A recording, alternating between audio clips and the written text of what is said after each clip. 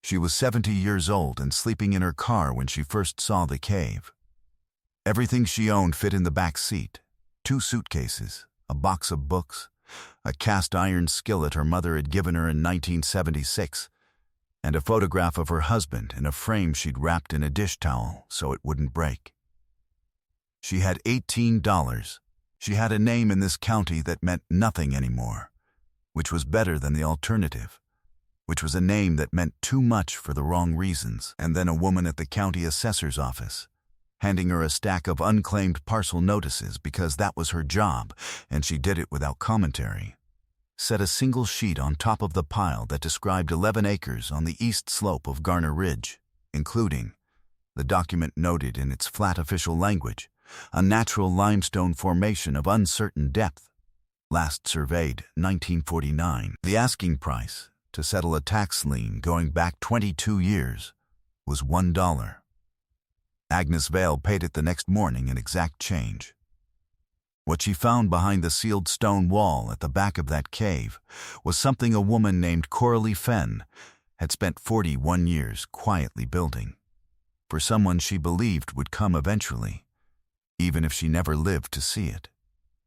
If stories like this one find you at the right moment, stories about people who held on past the point where holding on made obvious sense, I'd be glad if you'd subscribe to this channel. It costs you nothing, and it means we can keep telling them. Drop a comment and let us know where in the world you're listening from. We love knowing who's out there. Agnes Vail had not always been the kind of woman who slept in her car. For 41 years, she had been the kind of woman who got up at 5:30 in the morning and made coffee in a percolator that had belonged to her husband's grandmother, and who taught 3rd grade at Garner County Elementary for 33 of those years, and who knew the name of every student she had ever taught. Not just from memory, but from the practice she had maintained: a small spiral notebook per school year, a line per child, a note about something specific. Left-handed. Loves frogs. Worried about his dad. Reads above grade, but won't say so. She had been the kind of woman who made soup when neighbors were sick and showed up at funerals even for people she had known only slightly, and remembered birthdays by writing them on the kitchen calendar in January before she could forget. Her husband, Roy, had been a land surveyor. He had worked the ridge country of eastern Tennessee for 37 years, and he had known every parcel boundary and every creek crossing and every old property line in 3 counties the way other men know the streets of a city they grew up in. He was methodical and patient, and had a laugh that came from the middle of him. Unhurried, they had no children. By a combination of circumstance and timing that had grieved them both when they were younger and had eventually settled into something they didn't discuss much because they didn't need to. It was simply part of the shape of their life together, and the shape was good in the ways that mattered. They had a house on Sycamore Creek Road with a porch that faced west and a garden that Agnes tended, and a wood stove they lit in October and didn't let go out until April. Roy had a workshop in the back. Agnes had a reading chair by the south window. They had been married 41 years when Roy died, on a Tuesday morning in March, of a stroke that came without warning and was over before the ambulance arrived. The house was his. This was the fact that everything else grew from, and it was a fact Agnes had not thought about in the particular way that mattered until Roy was gone and the estate was opened, and she discovered that the mortgage, which she had believed paid off years ago, was in fact refinanced. Twice. Without her clear knowledge of the full terms, and that there was a second lien she had not known about, and that the man who handled the estate, a nephew of Roy's named Daniel Aldridge, who had positioned himself at the relevant moment with the right paperwork, and a manner that managed to be both sympathetic and efficient, had moved with a speed that she still, 2 years later, could not entirely reconstruct. She did not accuse Daniel Aldridge of anything in public.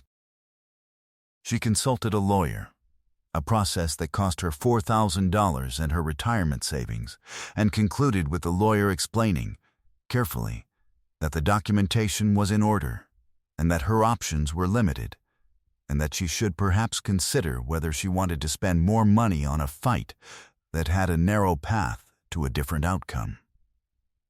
She considered it. She decided she would not give Daniel Aldridge any more of her attention than he had already taken. She packed what she could carry, left the rest, and drove away from Sycamore Creek Road on a gray Thursday in November without looking back, because she had learned in 70 years of living that looking back at things you cannot change is a particular kind of punishment that nobody is required to administer to themselves. She spent the first month with her friend Paulette, who had been her closest friend since 1987, and who lived in a 2-bedroom house in Knoxville.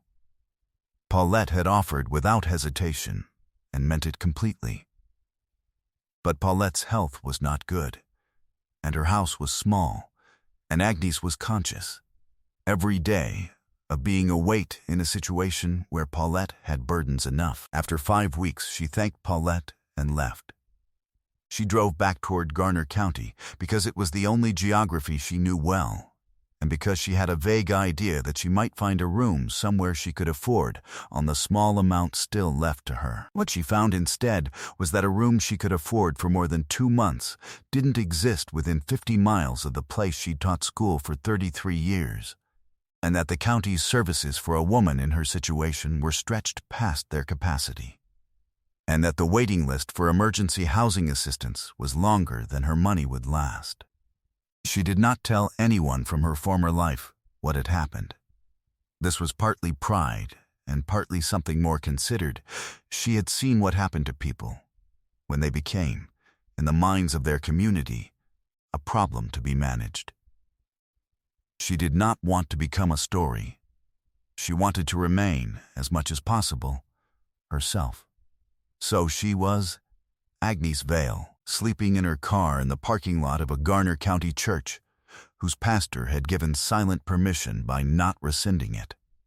Getting up every morning and washing her face in the church bathroom, and making herself presentable and going to the county assessor's office, because they had Wolfie and because the woman at the front desk, whose name was Beverly, did not ask questions, and occasionally set a cup of coffee on the counter without comment when Agnes came in from the cold. It was Beverly who handed her the unclaimed parcel notices. It was a thing Beverly did for anyone who asked, a public record, available to anyone, which most people didn't know to ask for. Agnes had asked because Roy had mentioned unclaimed parcels once, years ago, in the context of something else entirely, and the memory had surfaced the way memories do when you need them. She read through the stack that evening in her car, in the parking lot, with the dome light on. Most of them were small, oddly shaped scraps of land, road easements, slivers of hillside, parcels that had been separated from larger tracts by decades of subdivision and had lost their administrative parentage. Then she found the one at the bottom of the pile. 11 acres on the east slope of Garner Ridge, including a natural limestone formation of uncertain depth, last surveyed 1949, tax lien, 22 years. Settlement price, $1. She drove up Garner Ridge Road the next morning before going to the assessor's office. The parcel was at the end of a gravel track that had mostly returned to nature. She drove as far as she could and walked the rest, through scrub cedar and old blackberry canes, until the hillside steepened, and she saw it. The cave entrance was not dramatic. It was a low opening in the limestone shelf, perhaps 4 feet high and 3 feet wide, partially blocked by a cedar that had grown up against the rock. You would miss it unless you were walking close to the cliff face and paying attention.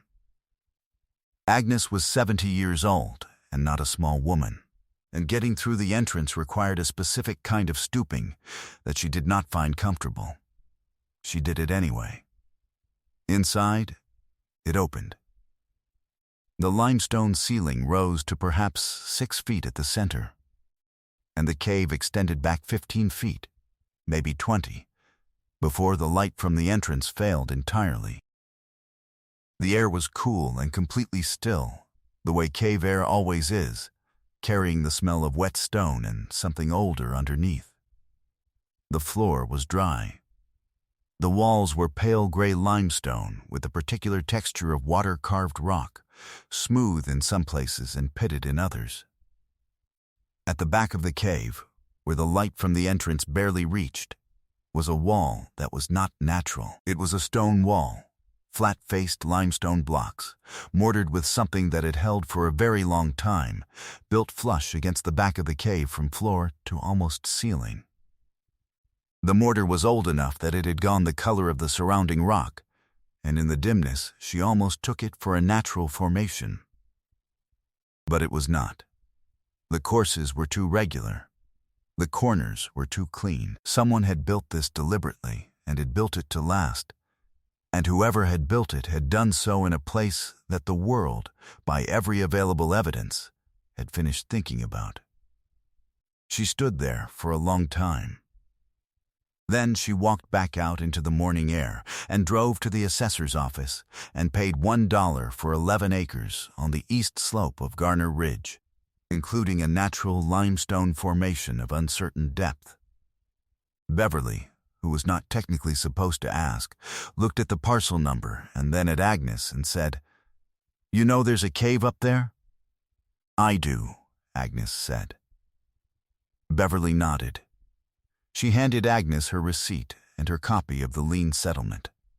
Then she went to the back and came out with 2 cups of coffee, set one in front of Agnes, and went back to her work without another word. If you're still here, thank you. Stories like this one take a while to arrive where they're going, and I'm grateful you're staying with them. If you haven't subscribed yet, I hope you will. And now let me get back to Agnes, because what happened next is the part she still talks about in a particular tone of voice. Quiet and careful, like she's handling something fragile. She did not go back to the cave immediately. She spent the first 2 weeks after the purchase making the land habitable in the most basic terms. She found that a cleared area roughly 40 yards from the cave entrance was flat enough and protected enough from the prevailing wind that her car, parked there, was considerably warmer at night than it had been in the church parking lot. She cut back the worst of the overgrowth around the cave entrance with a pair of loppers she found at a Salvation Army for $3. She made a fire ring from stones she carried up from the creek bed below the ridge and cooked on it in the evenings. The cast iron skillet balanced on 2 flat rocks the way her grandmother had shown her once, a method she hadn't used in 50 years and remembered perfectly. She also found, on the 3rd day, a small carved marking on the limestone near the cave entrance. Not graffiti, it was precise and deliberate, cut cleanly into the stone with a tool rather than scratched, a series of initials and a date. C. F. 1962, and below that, smaller, "She'll find it when she's ready." Agnes looked at this for a long time. She began asking about the parcel's history. Beverly helped where she could, which was more than Agnes expected.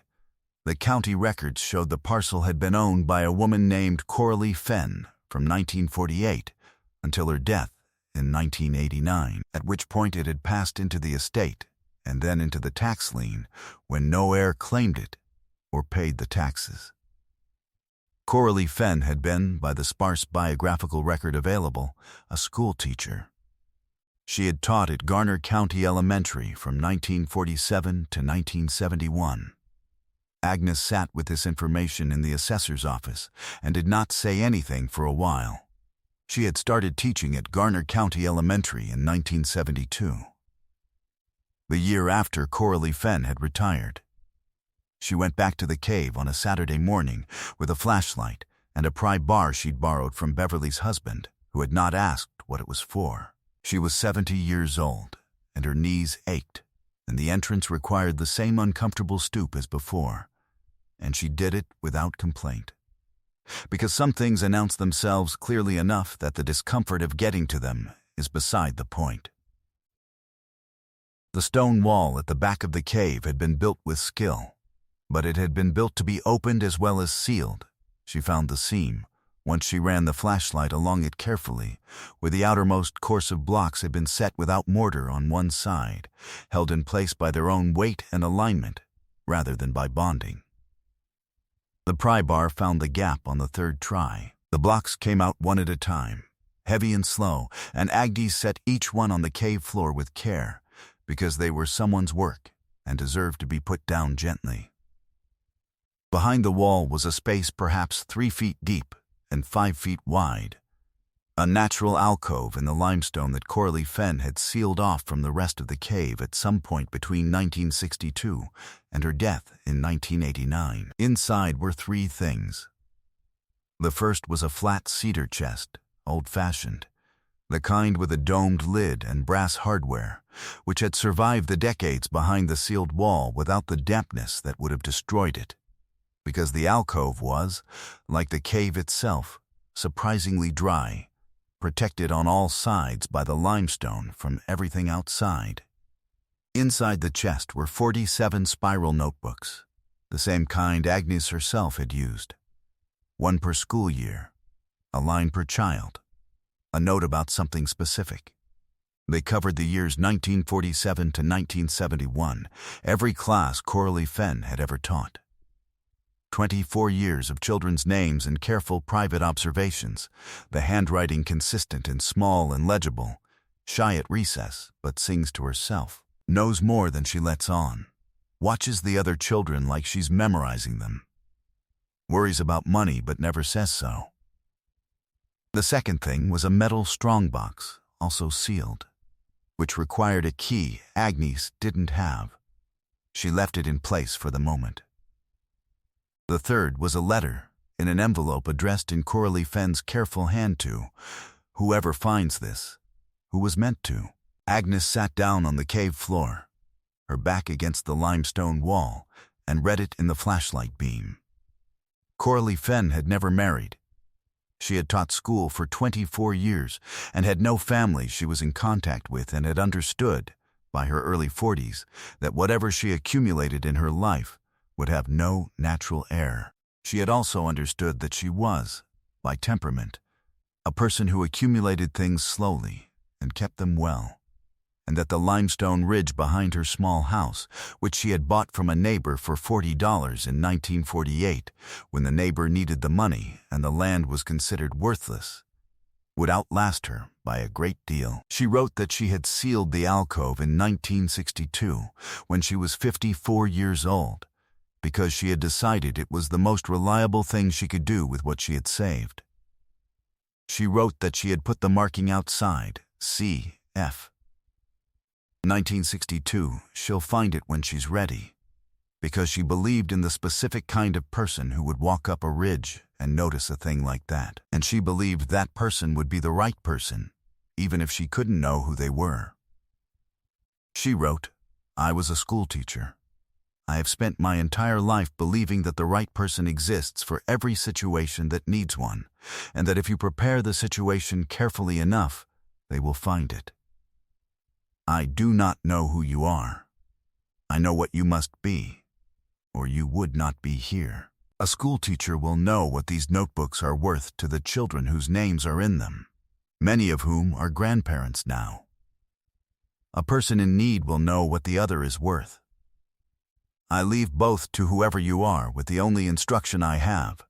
Do something useful with it, and do not thank me, because I am not here to receive thanks. Just do the next right thing.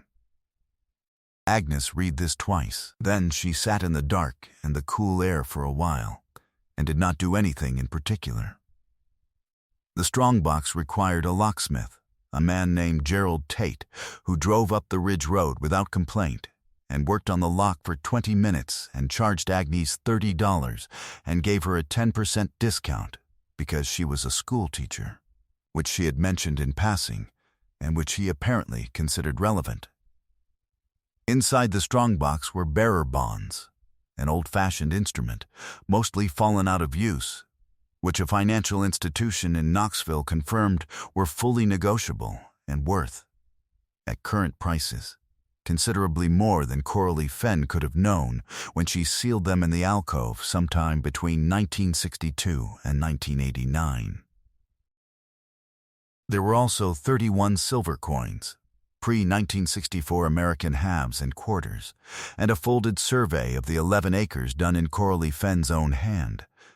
More detailed and more accurate, it turned out, than the county's 1949 survey, because Roy Vale had always said that the people who knew land best were the ones who walked it every day, not the ones who measured it once. Agnes was 70 years old, and she had been sleeping in her car for 4 months, and she sat on the cave floor with a locksmith's bill in one hand and a letter from a dead schoolteacher in the other, and she felt something she had not felt in a long time, which was not happiness exactly, but was in the same direction. The feeling that the world has a coherence to it that you cannot always see, but that occasionally, if you are paying attention, makes itself known. She hired a contractor in the spring, a modest one, a woman named Shirley Doss, who had a crew of 3 and a reputation for working carefully on difficult terrain. Agnes had the money now, not in excess, not a windfall by any dramatic measure, but enough, which was all she had ever asked of anything. Shirley Doss poured a small foundation on the flat clearing near the cave entrance and framed a 1-story house of 900 square feet with a porch that faced east toward the morning. Because Agnes had spent 41 years waking up beside a man who loved the morning, and she did not intend to stop loving it herself. She moved in on a Thursday in September. She hung the photograph of Roy in the front room where the light was good. She put her mother's cast-iron skillet on the stove. She bought a new percolator, not the same brand as Roy's grandmother's, which was long gone, but a similar type, the old-fashioned kind that sits on a burner and gurgles, and which she used every morning at 5:30 precisely. She wrote to the families she could locate, a substantial number as it turned out, given that Garner County was not large and its people did not move far, to let them know about Coralie Fenn's notebooks. She did not make a public announcement. She wrote individual letters, one family at a time, explaining what she had found and offering to let them come and see the page where their parent or grandparent appeared, if they wanted to. Most of them wanted to. The kitchen table became, on certain Saturday mornings, the site of visits that Agnes did not plan or manage, just allowed. People coming to read a single line about themselves as 8-year-olds, written in a careful hand by a woman who had watched them without their knowing and had thought they were worth writing down. She began keeping her own notebook again. She had kept one every year she taught, and it stopped when she left teaching and had missed it without naming what she missed. She started a new one in October, the first page dated, the second page beginning with the names of her new neighbors, Shirley Doss, who checked in on her monthly without making it obvious that's what she was doing. Gerald Tate, the locksmith, who stopped by once with his wife to see the cave. Beverly from the assessor's office, who visited with her husband and brought a cobbler and stayed for 3 hours. Word reached Daniel Aldridge through the particular channels that small county information travels. A cousin mentioned it, who had heard it from someone at the assessor's office, who had heard it from Beverly, who had not set out to tell anyone anything but had answered a direct question without seeing reason to be evasive. Daniel Aldridge, who had by this point sold the house on Sycamore Creek Road to a young family from Knoxville and used the proceeds in ways that were his own business, called Agnes once in November. She let it go to voicemail. He said her name and said he'd heard she was settled and said he was glad for her. She did not call back, not from anger, which had mostly run its course, but because there was nothing in that conversation she needed. She had 11 acres on a ridge and a porch that faced east and 47 notebooks that had survived 40 years in a cave because someone had believed they were worth keeping. She had enough. There is a particular kind of courage that doesn't announce itself, that wakes up at 5:30 every morning and makes coffee and does the next right thing and the thing after that, for as long as it takes, without needing anyone watching. Agnes Vale had exercised that courage every day for the better part of 4 months in a parking lot and a cave and a ridge that nobody else wanted. And she had come out the other side of it with a home and a table full of neighbors and a notebook full of names, which was more or less exactly what she'd had before. And exactly what she had needed to have again. She kept Coralie Fenn's letter framed on the kitchen wall. The last line was visible through the glass. Just do the next right thing. She had been 70 years old, sleeping in her car, with $18 and a cast-iron skillet, and a name that had stopped mattering in all the wrong ways. She had crawled into a forgotten cave on a ridge that the county had given up on, and she had found, behind a wall that someone had built 40 years ago in the faith that the right person would eventually arrive, everything she needed to become, again, the person she had always been. The percolator gurgled every morning at 5:30. The porch faced east. The notebooks were stacked on the shelf above the kitchen table. 47 of them, the names of children preserved in handwriting from a generation that had learned it as a discipline and practiced it as a form of love. If this story reached you today and meant something, I hope you'll share it with someone who needs it. Someone in the middle of a hard season. Someone who is doing the quiet work. And if you haven't subscribed yet, I hope you will, so you don't miss the ones that come next. Before you go, I'd love to hear from you in the comments. Has there ever been a moment in your life when something or someone unexpected showed up exactly when you needed it to? Tell us about it. Those are the stories that belong in this community as much as any we've told. Thank you for spending time with Agnes today. See you in the next one. She planted a garden in the spring, the second year. Not elaborate. A row of tomatoes along the south-facing slope. A patch of green beans. Some herbs in clay pots she'd found at a church sale for 50 cents each. She had not gardened since Sycamore Creek Road, and the first morning she knelt in the soil she found that her body remembered the motions without being asked. How far apart the tomato cages needed to stand. How to read the angle of the light to know when the beans were getting enough of it. How to tell by the smell of the earth whether it needed lime or was already sweet enough. Roy had helped her with the garden for 31 of their 41 years, though he had always said, honestly, that he did more watching than working. He had liked to stand at the edge of the rows with a cup of coffee and observe. Agnes had never minded. She talked to him sometimes, in the garden. She had not made anything strange of this in her own mind. She was not a person who confused the living and the dead, and she understood what she was doing and why. Grief, she had found, was not something you finished with. It was more like a piece of land you learned to work around, noting where it was rocky, learning which parts were good soil, getting more efficient over time, without ever quite arriving at ease. On a morning in late April, she was staking a tomato cage when she heard a car come up the ridge track and stop in the clearing.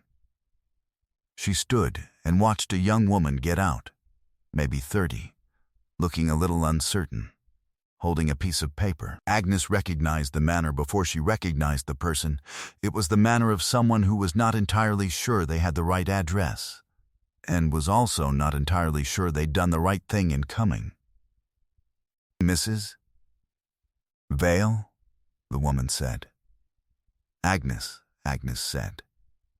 The woman came closer. She said her name was Nora, and that her grandmother had been in Coralie Fenn's class in 1953, and that she had gotten Agnes's letters 6 months ago, and had been meaning to come, and had finally gotten herself here. She said it in the way people say things they've rehearsed, and then delivered less smoothly than they planned. Agnes set down her trowel. "Come in," she said. "I'll put on coffee." Nora's grandmother's name had been Eugenia Marsh. Coralie Fenn's entry for her, from 1953, read, Eugenia, has a laugh that comes from somewhere deep. Worries about being too much. She is exactly enough. Agnes read it out loud while Nora sat at the kitchen table with her hands around a mug, and Nora was quiet for a long moment and then said she worried about that her whole life.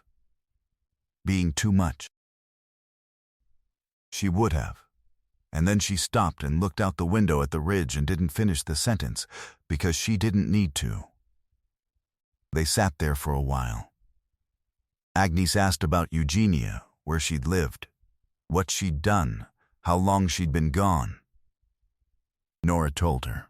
It was the kind of conversation that doesn't move fast and doesn't need to. When Nora left, an hour and a half later, she stood by her car for a moment and looked at the cave entrance where it was visible through the cedars and said, "Do you ever go in there anymore?" "Sometimes," Agnes said. "What's it like in there now?" Agnes thought about it. "Quiet," she said. "Very still. The way places are when they've held something for a long time and finally let it go." Nora nodded. She said she'd come back, if that was all right. Agnes said it was. She watched the car go back down the ridge track and stood in the morning air for a while before going back to the garden. The cave was still there, of course. She went in on the last Sunday of each month. Alone, she brought the flashlight and sat for a few minutes in the cool, still air where the sealed alcove had been. The blocks of limestone she'd removed were stacked along the wall in two neat piles, going nowhere in particular. She did not go in to look at anything or to do anything. She went in the way some people go to a church they have found after a long search, or return to a stretch of river they have loved since childhood, because there are places that have held something for you, and you do not stop visiting them just because the holding is over. Outside on the ridge, the garden grew. The porch faced east every morning. Beverly came by with her husband in June, and they sat on the porch for 2 hours and watched the ridge light move, and Beverly said it was the most peaceful place she had been in a long time, and Agnes said she thought so too.